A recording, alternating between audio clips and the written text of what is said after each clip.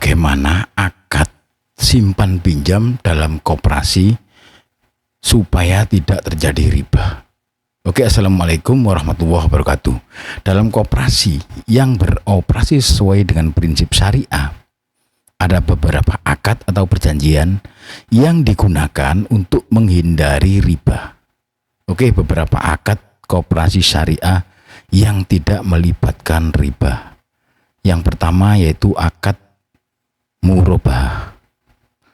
Pengertian dari akad murabahah adalah akad jual beli di mana penjual, dalam hal ini koperasi, membeli suatu barang yang dibutuhkan oleh anggota, kemudian menjualnya kepada anggota tersebut dengan harga yang mencakup biaya pokok dan margin keuntungan yang disepakati. Contoh ya, seorang anggota membutuhkan sepeda motor. Koperasi membeli sepeda motor tersebut dan menjualnya kepada anggota dengan harga pokok plus keuntungan yang sudah disepakati di awal. Misalnya harga pokok 15 juta dan keuntungan 1 juta, sehingga anggota membayar 16 juta dengan cara dicicil. Oke, yang kedua ya, akad mudharabah. Apa itu akad mudharabah? Akad mudharabah adalah akad kerjasama antara koperasi atau pemodal dan anggota pengelola, di mana koperasi menyediakan modal dan anggota menjalankan usaha. Keuntungan dibagi sesuai kesepakatan awal, sementara kerugian ditanggung oleh koperasi sebagai pemodal, kecuali karena kelalaian pengelola. Contoh, koperasi memberikan modal 10 juta rupiah kepada anggota untuk usaha kecil. Setelah 1 tahun, jika ada keuntungan misalnya 2 juta, maka keuntungan tersebut dibagi sesuai dengan kesepakatan, misalnya 60% untuk anggota dan 40% untuk koperasi. Oke, yang ketiga adalah akad musyarakah. Apa itu?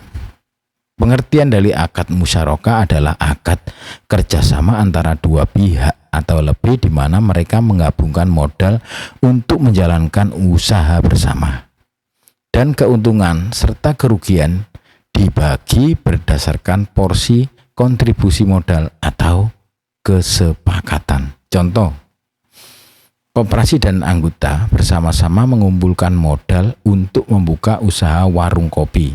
Jika modal koperasi 70% dan jika modal koperasi 70% dan anggota 30%, maka keuntungan dan kerugian dibagi sesuai dengan porsi modal tersebut. Oke, berikutnya akad ijaroh.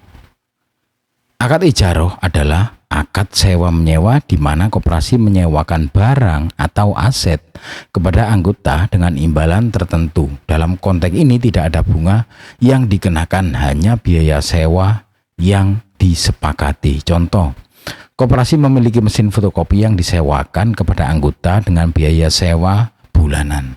Anggota hanya membayar biaya sewa sesuai dengan kesepakatan tanpa ada tambahan bunga atau riba.